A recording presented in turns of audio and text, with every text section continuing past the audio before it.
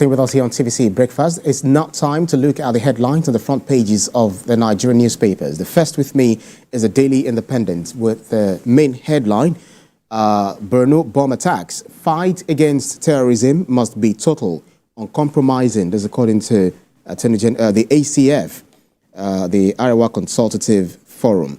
INEC lists 142 recommendations to improve electoral process. You see that on page 7. Court dismisses Nnamdi Kanu's ₦1 billion rights suit against federal government, also on page 7. And RCEC fixes October the 5th for Rivers Council elections. That's on page 6. And then on page 7 as well, unmanned aerial vehicle, not helicopter, crashed. NAF clarifies. Nigeria police force wasn't established to succeed. Senate leader canvasses a decentralized police model as antidote to insecurity.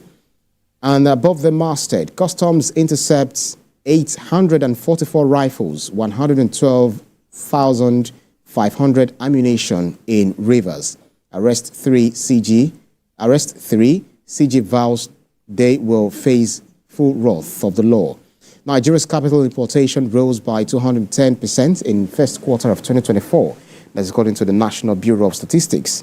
Ukraine foils Russian-backed coup. You see that on page 6. Next is this Nigeria. Borno suicide bombing. It's a pathetic scene, says Vice President Shettima.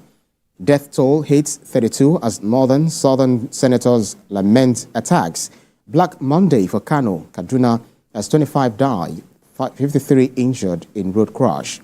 And then current police structure can't guarantee adequate security, Senate leader Bamidele. Nigeria's capital importation rises by 210% to $3.37 billion in first quarter of 2024. NAV, no helicopter crash in Kaduna, investigation commences. Electoral process, INEC proposes 142 recommendations for improvement. And on the ear of the newspaper, experts carpet federal government over unstable naira, say in fluctuation exchange rates complicate financial planning. That's on the front page of this Nigeria. Next is Nigeria News Direct. Federal government terminates road contract over alleged non-performance. Lagos government empowers 500,000 businesses with 10 billion naira, creates jobs for residents in 8 years. Kano Emirate Field. Group calls on U.S. to impose visa ban on Governor Yusuf. Officials. Banditry. Ogun police confirm attack on Shagamu Ijebu de Benin Road. Federal government to inaugurate government councils, institutions, July the 4th. We're on track to achieve 70% local content penetration, NCDMB ES. And then Wike Kingibe. Face-off on infrastructural development in the FCT. Next is First News. Rivalry intensifies. Wike vows to unseat Senator Kingibe in 2027. Court dismisses Nnamdi Kanu's ₦1 billion human rights suit against federal government. U.S. Supreme Court rules Trump partially immune from criminal prosecution. Tragic crash claims 25 lives in Kano Zaria Expressway. Fake alcoholic beverages, NAFDAC shuts down 100 shops in Enugu. Alleged 80 billion naira fraud, CSOs urge swift prosecution of Yahaya Bello. 121.8 trillion naira debt. Obi demands transparency in Nigeria's borrowing spree. The customs intercepts arms, ammunition, drugs from Turkey worth 4 billion naira. And on the bottom strip, Rivers sets date for local government elections amid ongoing crisis. Next is Daily News Hub. 2027, Wike takes on Abuja's only senator, vows to unseat her. Says if you're angry, people are praising us, go and hang yourself on the transformer. If you're popular, run in 2027, we'll fail you, this is my territory. And then on the ear of the newspaper, you have Borno bombing. Death toll rises to 32 as Shettima pays condolence visit. 14 injured persons discharged from hospital. Northerners serving in Tinubu's government, now mere cheerleaders. Ex-APC vice chair, mocks Shettima, Ribadu Akume others, says you're all like Tinubu's protocol officers. Customs intercept containers carrying 13.9 billion naira arms from Turkey. And we have meet 103-year-old Tanzania woman who waited years to meet her white boyfriend. Interesting stuff. And on the bottom strip, court dismisses Nnamdi Kanu's 1 billion naira suit. Next is Leadership newspaper. 25 ministers, electricity disconnection. Ministers, top officials, abandon of offices, work from home. Federal Secretariat in darkness. Workers resort to generating sets, solar sources. ADC mum on situation. 25 die in Kano Zaria road crash. Cardoso urges stronger anti-money laundering law. Next is Daily Times. That's the penultimate paper. The Daily Times, INEC has no power to conduct local government election. Yakubu says unless necessary constitutional amendments are made, INEC will only continue to organize national state elections.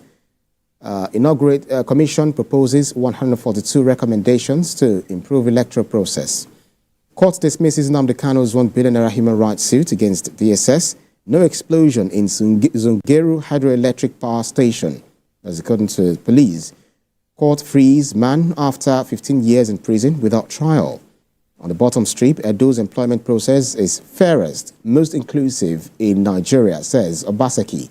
And above them masthead, how customs intercepted rifles, ammunition, drugs at Onne port, is according to Adeni. And last but not least, with me here is a Daily Trust newspaper.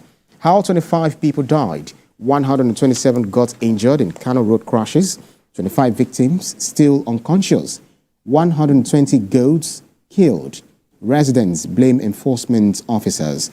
And then on the bottom strip, customs intercepts arms, drugs worth 13.9 billion naira in Rivers State. Olamide. And I begin here with the Nation newspaper. 1 million applicants seek 1.3 trillion naira consumer credit loan. Customs impounds 844 rifles on 112,500 ammunition, drugs. 40-foot evil container brought in from Turkey. The major story making the front page of the Nation. To the Vanguard, slump in port operations put 40,000 jobs at risk. That's according to an investigation. The radar there says cargo imports drop by 20%, containerized goods 30%, and vehicles 55%, as well as vessels calls reduce. Vessels that brought in 4,000 containers now come with 300. On the top left, the federal government sacks 3 contractors handling Bajana Benin Road. On the 2024 Hajj, how federal government 8 states splashed 100.6 billion naira on pilgrims. We will unseat you in 2027, Wike to Kingibe. On the Gwoza attacks, Shatima visits as ACF, Southern senators want action against terrors. 63% of Nigerians are still wallowing in poverty, Tinubu's aide says. And customs impounds container load of rifles from Turkey at Onne port. The story is making the front page of the Vanguard. To the Punch, marketers fear high-priced petrol ahead of supply. Crude price will determine cost of Dangote PMS. Ipman also warned the federal government. Imported crude makes production costs higher, may affect petrol price. Customs says 18 billion naira firearms, drugs, recover 844 rifles. Lagos will go top as internet users hit 164 million. Federal government revokes 870 billion naira road contract. 2,270 projects suffer delay. Kano plans appeal after losing 1 billion naira suit against the federal government. And INEC lacks the power to conduct local government elections, according to Yakubu. On the Borno bombing death toll hit 32,014 survivors discharged. You can see more details of that on page 12 of the Punch. And 27 killed, others injured in Kano, Ogun, auto crashes. Sad one there. The story is making the front page of the Punch. To Platform Times, Lagos FCT dominate as Ogun, Oyo. 32 orders record zero inflows in the first quarter of 2024. Customs says 4 billion naira worth of 844 rifles. Joint task force kills 70 Boko Haram terrorists in Chad. Ex-council boss sues army for 2 billion naira over inclusion in wanted lists. 80% of Nigerians cannot afford mortgage housing, says minister. INEC announces 142 recommendations to improve electoral process. And court orders release of man after 15 years in prison without trial. The story is making the front page of Platform Times. To The Guardian, legacy debt among operators stifle telecom sector service delivery. That's on page 6 of The Guardian. Court orders release of man after 15 years in prison. That's also on Platform Times. And the federal government terminates a contract with Mothercot, Dantata, others over non-performance. Borno bombing death toll rises to 31. And Nigerian police wasn't established to succeed, Senate leader says. The story is making the front page of The Guardian. And finally, on Sporting Life, Chelsea offer Lukaku Kasaide's 65 million euros for Osimhen. And Napoli reject Man United swap bid for Osimhen, demand straight cash deal. On Olympics, emotional battles, Camacho Quinn, Russell Nugent for gold. Man United to appoint Ashworth sporting director. Brentford signed Thiago in a club record fee. And the Brion confirms Man City stay. These are the stories making the front page of the Sporting Life. Brian. All right, quite interesting developments there. And then we see that there's so many updates there. And one of the things that one of the newspapers, because we saw that the Borno attack, was largely reported on the front pages of the newspapers. We also saw the 2027 battle, especially in Abuja, where Wike is taking on the Abuja's only senator, vowing to unseat her and saying that, okay, let's see what happens. Because if you are not happy that people are praising us, so it's very interesting development for Nigerians to chew upon this morning. But one of the things that I found quite interesting too is the 103-year-old Tanzania woman who waited years to meet her white boyfriend. I've actually not seen the detail of the stories rather, but it's very interesting. 103-year-old. Come on. Well, people have their reasons for whatever they do, and let's not leave it to just speculation. So we'll just go through that story to understand our intention and where she's coming from. I think that will be better. So you'll be asking her a whole lot of questions, But then if you look at the Rivers elections, the Rivers local government election, I know that you were actually somewhat, angry about, the fact that election has been fixed few months to come, rather than making it very fast. I will not call it angry anyways, but River State has really gathered a lot of attractions in recent weeks. That's right. It has gotten to an extent that non-state actors are beginning to threaten the peace of that state. Yeah.